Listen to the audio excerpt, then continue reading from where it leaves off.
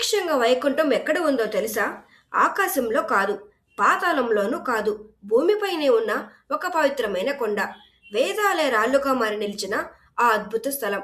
ప్రతి అడుగు భక్తితో కంపించే ఆ కొండ. గోవింద గోవింద అని కోట్ల మంది ఒకేసారి పిలిచే ఒకే ఒక్క పేరు. అక్కడే వెలిసిన వారు మన కలియుగ దైవం శ్రీ వెంకటేశ్వర స్వామి. కానీ ఈ వీడియోలో మీరు చూడబోయేది సాధారణమైన కథ కాదు. స్వామివారి దర్శనం తర్వాత ప్రతి భక్తుడు ఎందుకు ఒకే ప్రసాదాన్ని అంత భక్తితో తీసుకుంటాడో, ఆ ప్రసాదం వెనుక ఉన్న రహస్యాలు, సాంప్రదాయాలు, చరిత్ర అన్నీ ఈ వీడియోలోనే ఉన్నాయి. ఈ వీడియోని చివరి వరకు మిస్ కాకుండా చూడండి. ప్రపంచంలో ఎన్నో రకాల లడ్డులు ఉన్నాయి, కానీ వాటన్నిటికీ మించి ఒక లడ్డు ఉంది. అది ఎవరు కాపీ కొట్టలేని లడ్డు. అవును, భౌగోళిక ఉత్పత్తి హక్కు అంటే జిఐ ట్యాగ్ పొందిన ప్రపంచంలో ఏకైక లడ్డు మన తిరుమల శ్రీవారి ప్రసాదమైన తిరుమల లడ్డు. దీని అర్థం ఏంటంటే తిరుమల లడ్డు తయారీ పద్ధతిని ఇతరులు అనుసరించుకోవడానికి వీల్లేదు. అంత ప్రత్యేకమైనది ఈ ప్రసాదం. స్వామివారికి అత్యంత ప్రియమైన నైవేద్యంగా, భక్తులకు అత్యంత ఇష్టమైన ప్రసాదంగా తిరుమల లడ్డు ఒక ప్రత్యేక గుర్తింపుని సంపాదించుకుంది. అంతలా శ్రీవారి ప్రసాదం అంటే లడ్డూనే అనుకునేంతగా భక్తులు లడ్డూని ఇష్టపడతారు. కానీ మీకు తెలుసా, ఈ లడ్డూకి వెనుక ఉన్న చరిత్ర ఎంత ఘనమైనదో? అసలు లడ్డూ మొదలయ్యే ముందు స్వామివారికి ఏ ప్రసాదాలు నైవేద్యంగా సమర్పించేవారు? లడ్డూ ప్రసాదం తయారీ ఎప్పటి నుంచి ప్రారంభమైంది? ఎన్ని ఏళ్ల చరిత్ర ఉంది ఈ లడ్డూకి? ఈ అద్భుతమైన కథను ఇప్పుడు తెలుసుకుందాం. తిరుమల లడ్డు అంటే తెలియని హిందువులు ఉండరంటే అతిశయోక్తి లేదు. ఎవరైనా తిరుమలకు వెళ్తున్నారని తెలిసిందంటే చాలు, మాకో లడ్డు ప్రసాదం తీసుకురావాలి అని అడగటం కామన్. తిరుమలకు వెళ్ళి లడ్డు తీసుకువచ్చిన వెంటనే ఇంట్లో పూజ గదిలో పెట్టి స్వామివారికి నమస్కరించి పూజ చేస్తారు. ఆ తర్వాతే ఇరుగు పొరుగు వాళ్ళకి కూడా పంచుతారు. ఎంత భక్తితో లడ్డును పంచుతారో అంతే భక్తితో వాళ్ళు కూడా స్వీకరిస్తారు. అది కేవలం ఒక స్వీట్ కాదు, స్వామివారి ఆశీర్వాదం లాంటి ప్రసాదం. ఇప్పుడైతే పరిస్థితి ఇంకొకలా ఉంది. టీటీడీ పోర్టులో రోజుకు 3 నుంచి 4 లక్షల వరకు లడ్డులు తయారు చేసే సామర్థ్యం ఉంది.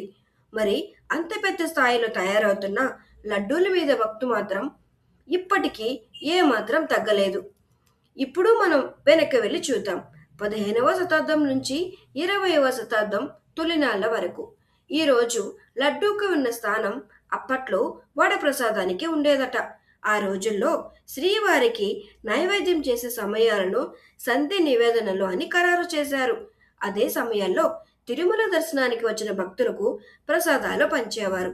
అప్పట్లో ఇంకో విషయం గుర్తుపెట్టుకోవాలి. ఈ రోజుల్లో భక్తులకు భోజన సదుపాయాలు ఏమీ ఉండేవి కాదట. కాబట్టి శ్రీవారి ప్రసాదమే భక్తుల ఆకలిని తీర్చే ఆహారంగా ఉండేదట. ఆ కాలంలో తిరుమల ఆలయ నిర్వహణను ఆంగ్లేయుల పాలనలో మహాంతులు పర్యవేక్షించేవారట. వారే 19వ శతాబ్దపు మధ్య భాగంలో ప్రసాదంలోకి తీపి బూందీని ప్రవేశపెట్టారట. ఆ తీపి బూందీ క్రమేపీ మారుతూ మారుతూ 1940 నాటికి మనకు తెలిసిన లడ్డూగా రూపాంతరం చెందింది. అలా కాలక్రమంలో ప్రసాదాల్లో వడ స్థానాన్ని తీసుకుని లడ్డు పూర్తి స్థాయి ప్రసాదంగా మారిపోయిందట. ఇప్పుడు మరో ఇంట్రెస్టింగ్ విషయం. లడ్డు అనే పేరు వెనుక కూడా ఒక చిన్న కథ ఉంది. సంస్కృతంలో లడ్డుకము, లాడుకము, లట్టీకము అని, తెలుగులో అడ్డుకము, లడ్వము అని, తమిళంలో ఇలట్టు, లట్టు, లట్టుక అని పిలిచేవారట. ఇదే లడ్డు గురించి 12వ శతాబ్దపు చెందిన మానసోల్లస గ్రంథంలో ప్రస్తావన ఉందని కూడా చెప్తారు. ఇంకా ఆశ్చర్యకరమైన విషయం ఏంటంటే హెబ్రూన్లో కూడా లడ్ అనే పదాన్ని లడ్డూకు సమానార్థంగా వాడేవారట. ముద్దగా చేసి చేత్తో పట్టుకుని తినేలా చేసే పదార్థాన్ని లడ్డు అని పిలిచారన్నమాట. ఇలా చూస్తే తిరుమల లడ్డు కేవలం ఒక ప్రసాదం కాదు, ఒక చరిత్ర, భక్తి, సంప్రదాయం అన్నీ కలిసిన శ్రీవారి అనుగ్రహ రూపం. లడ్డు తయారుసేలా పోటు వివరాల గురించి తెలుసుకుందాం.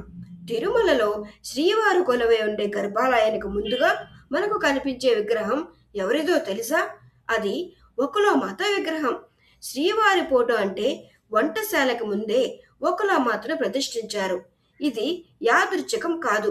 వాస్తు ప్రకారం ఆగ్నేయ దిశలో పోటును నిర్మించారు. పోటులో తయారైన ప్రసాదాలన్నీ నేరుగా స్వామివారి దగ్గరికి వెళ్ళవు. ముందుగా ఆ ప్రసాదాలను శ్రీనివాసుని మాతృమూర్తి అయిన ఒకలామాత విగ్రహం దగ్గరకు తీసుకెళ్తారు. అక్కడ ఒకలామాత ముందు ఉంచిన తర్వాతే ఆ స్వామివారికి నైవేద్యంగా సమర్పిస్తారు. ఈ విధానం ఈ రోజు మొదలైంది కాదు, తరతరాలుగా వస్తున్న సాంప్రదాయం. లడ్డూలు, వడలు, ఇంకా ఇతర పలహారాలు ఆలయంలోని సంపంగి ప్రకారం ఉత్తర భాగంలో తయారు చేస్తారు.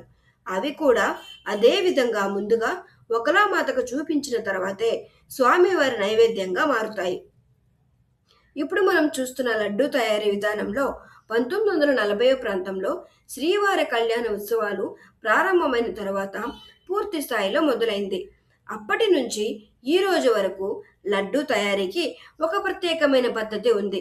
అది ఏంటో తెలుసుకోవాలంటే ఈ వీడియోను చివరి వరకు చూడాల్సిందే. లడ్డూ తయారీ దిట్టం అసలైన సిస్టమ్ ఏంటో చూద్దాం.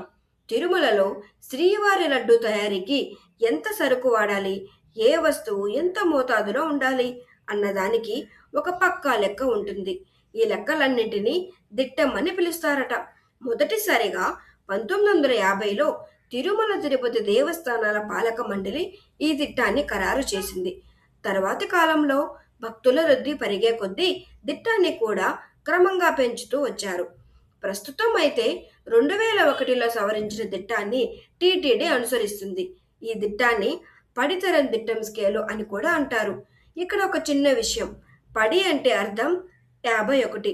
ఒక పడికి అవసరమైన సరుకులన్నింటినీ దిట్టంగా నిర్ణయిస్తారు. ఈ సరుకులన్నీ శ్రీవారి ఉగ్రాణం అంటే శ్రీవారి స్టోర్ నుంచే పోటుకు వస్తాయి. మొదట్లో ఏమైందంటే రోజుకు కేవలం 5,000 లడ్డూలు మాత్రమే తయారు చేసేవారు. అప్పటికి కావలసిన దిట్టాన్ని కిలోల లెక్కలు సమకూర్చేవారు.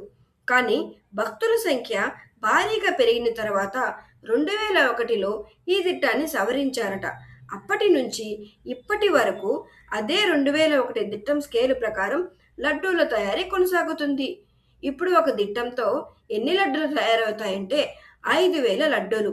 అందుకు మొత్తం వాడే సరుకులు ఎంతంటే 803 కిలోలు. అంటే 803 కేజీల వివిధ రకాల పదార్థాలతో 5,000 లడ్డూలు తయారు చేస్తారు. ఇప్పుడు అసలు ప్రశ్న, ఈ దిట్టంలో ఏ ఏ సరుకులు ఉంటాయి? ఆవు నెయ్యి, చక్కెర, శనగపిండి, ఎండు ద్రాక్ష, యాలకులు, కలకండ, ముంత మామిడి పప్పు. ఈ విధంగా ఒక దిట్టంతో సుమారు 5,100 లడ్డూలు తయారవుతాయి. ఒకప్పుడు అయితే ఈ లడ్డూలను కట్టెలపై మీదే తయారు చేసేవారట. కానీ పొగ ఎక్కువ కావడం, కట్టెల కొరత ఉండడం ఇవన్నీ దృష్టిలో పెట్టుకుని ఇప్పుడు పొయ్యిల స్థానంలో అత్యాధునిక యంత్రాలను వినియోగిస్తున్నారు. అయినా సరే లడ్డూ రుచి మాత్రం అప్పటిలాగే భక్తులకు అదే అనుభూతిని ఇస్తుంది. తిరుమల వెంకటేశ్వర స్వామిని దర్శించుకోవడానికి నిత్యం వేలాది మంది భక్తులు వస్తుంటారు. అయితే ఇక్కడ కొండపైన భక్తులు పాటించాల్సిన కొన్ని నియమాలు ఉన్నాయి. వాటిలో తిరుమల కొండపైన ఎవరు పూలు ధరించరాదు అనే నియమం ఉంది. కొండపై భక్తుల పుష్పాలంకరణ నిషేధం అన్న విషయం మీకు తెలుసా? దీనికి ఒక బలమైన కారణం ఉందని పురాణాలు చెబుతున్నాయి. ఆ కారణం ఏంటంటే శ్రీ వెంకటేశ్వర స్వామి అలంకార ప్రేరణ విషయం మనందరికీ తెలిసిందే. అందుకే కొండపై పూసిన పువ్వులన్నీ ఆ శ్రీనివాసుడికే చెందాలనేది ఇక్కడ భక్తుల నమ్మకం. అందుకే కొండపైన ఎవరు పూలు ధరించరు. అయితే దీనికి పురాణాల్లో ఇంకో కథ ప్రచారంలో ఉంది. పూర్వం తిరుమలేశుడికి అలంకరించిన పూలను భక్తులకు ఇచ్చేవారు. వారు అత్యంత భక్తి శ్రద్ధలతో వాటిని తీసుకొని ఆడవాళ్ళైతే తలలో, మగవాళ్ళైతే చెవులో పెట్టుకునేవారు.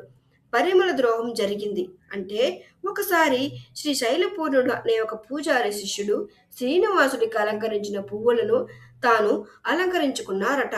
ఇక ఆ రాత్రి ఏడుకొండలవాడు ఆ పూజారి కలలో కనిపించి నీ శిష్యుడు పరిమళ ద్రోహం చేశాడని ఆగ్రహించారట.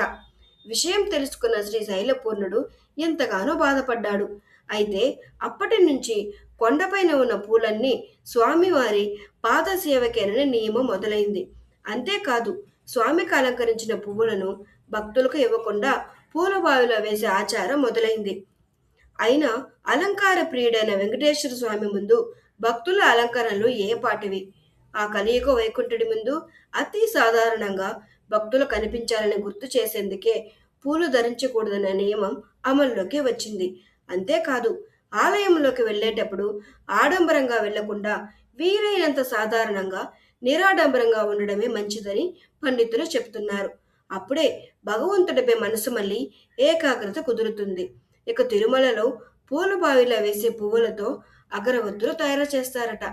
ఈ పవిత్రమైన లడ్డూ ప్రసాదం కేవలం ఒక తీపి పదార్థం కాదు, శ్రీవారి కరుణ, శ్రీవారి అనుగ్రహం, భక్తులపై ఆయన చూపించే అపార. తిరుమల కొండలపై వెలిసిన ఆ కలియుగ దైవం శ్రీ వెంకటేశ్వర స్వామి మనందరి కష్టాలను తొలగించి సుఖ సంతోషాలతో నింపాలని మనస్ఫూర్తిగా ప్రార్థిద్దాం.